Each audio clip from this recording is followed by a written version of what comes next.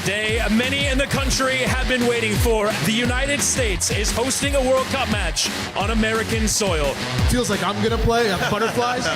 The belief is back. Kelly, we're told that you have already done a Jello shot. We're an hour away from the game kicking off. All right, the festivities have already begun. Early. I want you guys to be so loud that everyone in this country realizes they're missing the greatest party in the country. Let's go!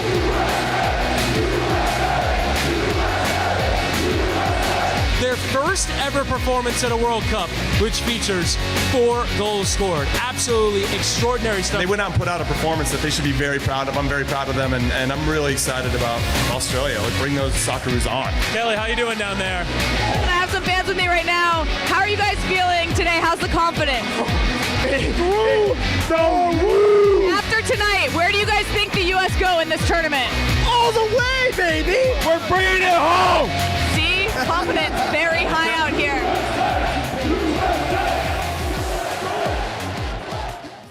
70,000 fans at SoFi last night. What a way for the US to start their World Cup. It was unbelievable. It's not just that they won, it's how they won. It was pure domination. I thought they would have struggled more against a Paraguay side who, credit to Paraguay, what they did during qualification, beating Argentina, beating Brazil. USA put on a show. And I think the one thing that we all wish for, it's the first time that there's a World Cup in home soil for me. I wasn't born in 1994. And I think the thing that we all ask for is inspire us. Give us a reason to get behind the team. And I think it's one of the first times I could say for myself personally, watching USA, that I said there was technical players, there was intensity, there was a reason to want to root for them. And I think yesterday's performance was so good that even if you're not a true soccer fan, football fan, you want to get behind the USA. That's what they did last night for me. So in previous generations, maybe we had one guy in the Premier League. I looked at a team, guys starting the Premier League. If you start in the Premier League, you're a baller. Starting for Bayer Leverkusen, Milan, Juventus, Villarreal. You're playing in La Liga, Serie A, Premier League. You're going up against the best players every single week. That has to count for something. So we've been hearing this, oh, we have all these Americans now in Europe, but we never really saw it play out on the pitch, right? When the U.S. national team got together. The midfield doesn't have a lot of chemistry together. We haven't seen that midfield trio that often together under Pochettino. But yesterday I saw a modern manager, high press, 2-0 up, you're still going forward. The high line's right on the halfway line. Paraguay did not come to play football. They came to say, we're going to sit back, we're going to absorb, we're going to hit out on the counter through our quick attackers. They couldn't breathe. They couldn't sniff the ball. That was one of the great U.S. performances I've ever seen in my lifetime, and maybe one of the best halves of football that you will see at this World Cup. It really doesn't get much better than what we saw in those first 45 minutes. I was blown away, and I'm more excited now about the U.S. than I've ever been in my lifetime. Wow. We are on YouTube today, everybody, so you can comment below. And also, we've got a poll going. How far will the US men's national team go in the World Cup? If you vote there, we're going to be discussing that a bit later on in the show. A huge occasion for the US men's national team. Do you think their performance rose to the occasion that it was yesterday, JD? The first 20 minutes was going to be super important. I'm so happy that Marco alluded to something that I think is really going underneath the radar with this squad. Give them something to be inspired by. And that first 15 minutes had effort, it had continuity, and more importantly, it had a team feel. There was a real identity as to who they wanted to be and what they were going to do across this 90 minutes. They were going to be high energy, they were going to be crashing in for every tackle, and they were going to press as a collective. And it was a real clear, I think the early goal really settled some nerves. The own goal obviously had allowed them an element of freedom. But when you ask for the certain players like Christian Pulisic to do what makes you comfortable, put yourself in positions to be successful. I loved how many times he was isolated against the fullback yesterday. When I think about Folarin Balogun, how high he played, it didn't drop into areas which wasn't going to allow him to be effective. Even his first goal, that was real top striker play, and I know we had identified it the day before in looking at the areas in which he could really be effective in the final third. I love the fact that everybody played to their strengths, and when I looked at especially Dest, I was so impressed in what he was doing. Everybody understood what their assignment was, and that is the first component of a team, and making sure as a collective we individually know what we're doing, but we understand what the team goal was. And when I watched it yesterday, that was the most cohesive team I'd seen in this competition thus far. Yeah, they went forward when they crashed the final third, right? You had Dest, who, what's his weakness always been? Defensively. 100%. He's always, everyone knows he's got technical ability, he's good going forward. As a right winger, it kind of gets the best out of him. But then even the way the midfield set up with Adams kind of sitting back, playing as a deep line playmaker, but still getting forward. And those two guys, I thought McKennie and Tillman especially, the quick touches, the quick passing, the flicks, constantly overloading the final third. Jedi Robinson coming forward from the left back position. I was genuinely blown away by the triangulations, the 1-2s, how quick and technical everything looked. It's never seen it before with the U.S. Yeah, not like this. The U.S. getting 4 goals, more than they did in the entire 2022 tournament. Amazing. And everybody, Mauricio Pochettino got to speak to the media after the game, and here is what he had to say on his squad. And it's about the team. It's a collective performance. Of course that he was amazing. What are you going to tell you? He was amazing, of course. Balo was amazing, of course. Tim Ream was amazing, of course. Chris Richard was amazing, yes. Weston McKennie was amazing, amazing. Yes. No. Malik Tillman was amazing, yes, was amazing. Taylor Adam, amazing. Anthony Robinson, amazing. Alex Freeman, amazing. No, it's Serginho Dest, amazing. I think was the collective approach. And of course that we have talented players that you can observe and you can see, oh, what are players, no? But I think if one thing we need today to prize is the collective effort and the approach of the game. JD, Matteo, Marco, you're all amazing. Oh, you said yesterday. Yeah, she was really looking forward to this one. A lot of amazing. Do you think it was the best possible outcome for the US last night? Do you think it would have been different if it was 2-1? 100%. And I think he's tried to set a different culture. And we got to give a lot of credit to Pochettino because it feels like it was a mixed bag ever since that he took over the USA. And one of the interviews that he gave before the final was that you have to choose the right team and not the best team. This is what he keeps harping on. He references the miracle, the hockey team who overcame all the odds. And he's like, it's a group. And I think that's what he's trying to say there in the press conference. I thought one of the other interesting things, if we do start to dive deeper into individual performances, you did a great breakdown yesterday of Balogun. It's what we didn't see all year from Christian Pulisic, who's played out of position, Matteo, didn't score in 2026 for Milan because he's playing as a striker. He had the freedom yesterday, and that is the Christian that we want to see in that right position. Taking on he had 2 or 3 guys, he had the confidence to take on his man. I went into my journalism bag yesterday because when the US were showcasing, especially across the first 45 minutes, how good they were. So I started texting a couple of people that I know have worked with Poch personally, especially back at Spurs. And they said to me, the first thing that came out of their mouth was, you would be surprised how great of a human being he is. Like, he really does pour into the character. And then I started thinking about Dele Alli and what he did for Harry Kane and Son and how he evolved a lot of those players. And then the excellence that he's had in different spells in different places. I actually do think this is a rounding off at the right moment. And I don't want to jump the gun and go too far ahead and be like, oh, the USA are going to do this and do that. But what I would say is the vibes in that camp yesterday were signified by the emotion and also, most importantly, the character I saw on that pitch. That tells me that a lot of these people are buying into what Pochettino is trying to implement. And there is only 7 or 8 games you have to win. It's not a long time. No, it's not a long time. You can hit form and confidence at the right time. And I've been saying this, like, we keep doubting the hosts, but there is a different type of energy when I'm playing in front of my distant cousins and the coaches that help me play, as well as all my family. And knowing hundreds of people are coming out to support you, that will raise everybody's level if you are a top-level athlete. How many managers play guys out of position? They try to overthink things. Pulisic all year was played as a striker. He had his worst season that we've seen probably in the last 3 years, right? Didn't score in all of 2026 domestically. McKennie's played every position, barring goalkeeper and center back for Juventus. Where was McKennie? Back to central midfield. That's the position he played in the Bundesliga. That's where he's at his best. He said so himself. Where was Pulisic? Left winger, where he could cut inside on his right. He's a right-footed player, somewhere that he hasn't really been able to play since his days at Borussia Dortmund. So it's not about reinventing the wheel. He put players in their best position where they can shine the best. Serginho Dest, take away his defensive responsibility. All made total sense. Yeah, our friends at SofaScore have done the ratings from last night's game. Balogun getting a 9.1. You think that was deserved, Marcus, getting a brace? Marcus? American Mark over here. Mark? Now I'm allowed. She's going to think we're all the same soon. It's all good. It's all good. I think that, number one, for that to be your first World Cup game and then to score 2 goals was incredible.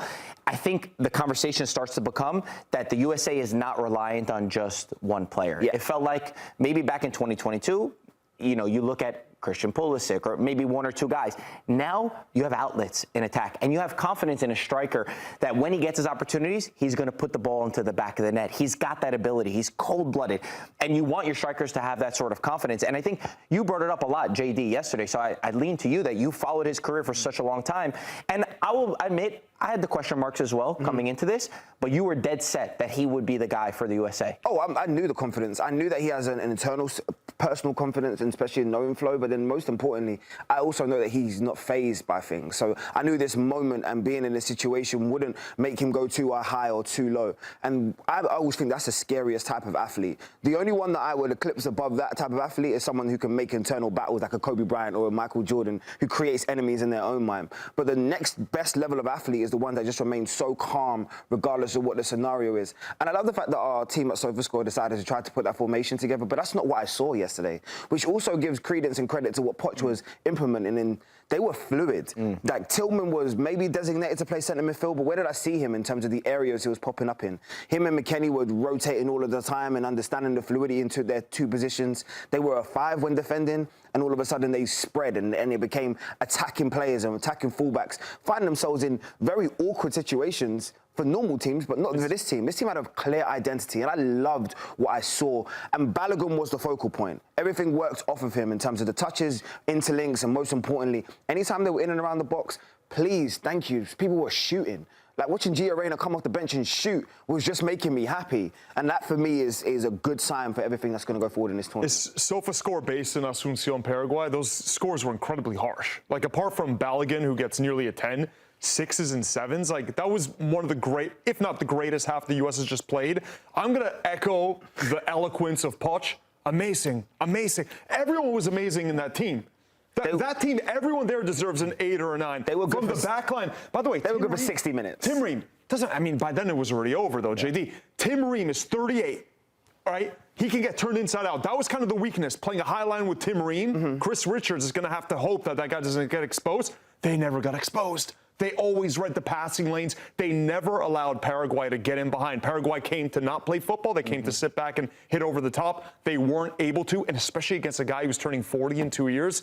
That just shows you how well this team was set up, how organized they were defensively and with their positioning. It was, again, amazing. I just want US fans to just understand something, though. Just because we saw that against Paraguay, which I thought was the right approach in putting them on the back foot, making sure that you were counter-pressing and putting them, squeezing them, not allowing them to come out, that doesn't necessarily mean you're going to see USA do that in every game. The further and further they go into the competition is the more you're going to see a revert back to type of hitting on the break sometimes, counter-pressing sometimes, and also, most importantly, utilising the counter-attack sometimes. You know, this game isn't as simple as, hey, we can just go out and play like. There's only about 2 teams in this competition that can really say they can go out, and it doesn't matter who the opposition is, we're going to just go and dominate the game, and that's France and Spain. Everybody else has to adjust at some point, and I expect the US to adjust as well. Again, it's still just one game. That's the only thing. You got to keep your feet on the ground. It was against a Paraguay that I thought coming in would have been more difficult. They didn't play well, to Mateo's point. They only conceded 6 goals in qualifying under Alfaro. They conceded 4 last night, which just shows you the way that USA put them in difficulties. But again, it's one game. USA still have to fight to top the group. That's still the goal. You're gonna have to play against Australia, which we know what's at stake in the Australia match, more for some of our colleagues than anything else. And then the game against Turkey, which has a lot of quality players. I want to see, how does the back line do against top oppositions, against Kenan Yildiz, against Arda Güler? Can they do that? But you can only play against who you're in front of, and so far they played a better football than I've ever seen, for me, U.S. national team play. Just the technique and everything was amazing. But again, one game down, only one. How are you feeling going into the Australia game, which is next week? They've got 7 days until their next game. Are we American now? Are we doing the Australian bit? Are we allowed to? No, are we allowed to make a comment? Are we American now? You just made 10 minutes of comments about the. Look, after yesterday, our own Mike Grella said they were layup. We've heard all the Australians go on podcasts all over the world. They said, "They said we were layup," getting all hurt, was that crying about accent? That was pretty good. What was worse, that or the Pochettino accent that he tried? I think it was a slam dunk after yesterday. Like, there are levels to this. These guys do play in Champions League. They play in the highest level of European football. I think the one game, though, that I'm worried about is the Turkey game, as Marco said, because then you're facing guys that are top class. Kenan Yildiz, Arda Güler, Aktarkoglu, Çalhanoğlu. Like, that's going to be a different kettle of fish. That's going to be by far the telltale sign of who finishes first, who gets the easiest matchup in the round of 32. The amount of texts I got this morning saying, how did I not know about soccer? How did I never get into it? The World Cup creates thousands and thousands of soccer fans in this country. Last night was the best advertisement for the sport. If you watch some of the other games in the World Cup, I mean, makes baseball look like the most exciting, electrifying sport on earth. Last night, though, sign me up for life. You're taking a lot of shots today. It's only day 3 of the World Cup. Yeah, you're taking a lot of shots today. Australia's on your hit list. Baseball's now on your hit list. Stanford, Connecticut's on your hit list. JD, is baseball fun, really? I enjoyed the... You enjoy just... He's getting an MLB contract next. Watch out. I have got a look. You enjoy watching commercials? I'm not here to talk about any other deals that's on the Don't talk about commercials. Yeah, let's... I'm not paid by baseball. All right, then. They pay us. You know you did. We are on YouTube today, so you can comment down below. We've also got a poll going. How far will the US men's national team go in the World Cup? So do leave your answers on YouTube. We are going to be going out now. So I believe he's in Los Angeles because he was out in the game yesterday. Paul Tenorio, senior writer at the Athletic. Paul, a lot of people, including Matteo, are saying this is the best first half of the US men's national team history we've ever seen. Do you agree with that? Where does it rank in terms for you? It's certainly up there. It's certainly up there. I think the only thing that would compare to it is the game against Brazil in the Confederations Cup final in 2009 when they went into halftime leading Brazil in a final. But it had that same vibe of a team playing at its peak, that it was just a fun game to watch. You could see all of the kind of the flow of the attacking football, the way that they were playing, but mostly also the crowd.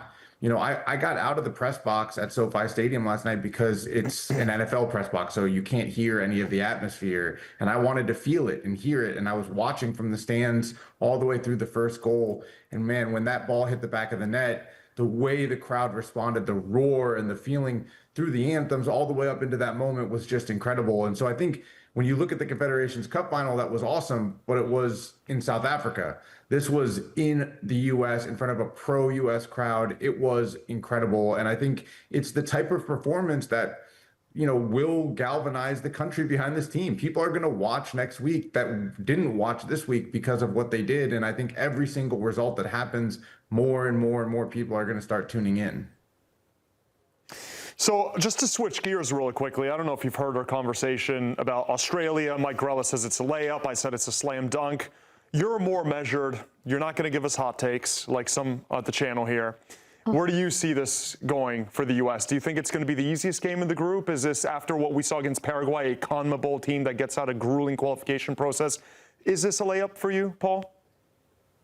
Well, I felt going into the tournament and after the draw that out of all the teams, I thought Australia was the best matchup for the U.S. I just felt like the way that they play, the strengths of Australia's team matched up against strengths of this team, and I think the U.S. are better in those strengths. So I thought Paraguay was going to be a tougher game. I thought Turkey was going to be the hardest, and I did think that Australia was the best matchup for the U.S. When I was there in Denver when they played in October, and it never really felt like the U.S. was out of control of that game. Australia was trying to be super physical and take them out of their rhythms by fouling them. I thought the U.S. actually could have responded to that better and been have a little bit more fight in them, especially the way Christian Pulisic was getting beat up in that game. And I still feel like it's the best matchup for the U.S., but that doesn't mean it's going to be easy. Like, World Cup games are crazy, and all it takes is one goal or one moment to change a game. I think the way the game went against Paraguay, we have to imagine that Australia is going to look to make things even more difficult. I think they're going to come out in even more of a defensive posture in Seattle. I think they're going to employ many of the same tactics they did in Denver. They're going to be fouling. They're going to be making it ugly. They're going to try to slow the pace of the game.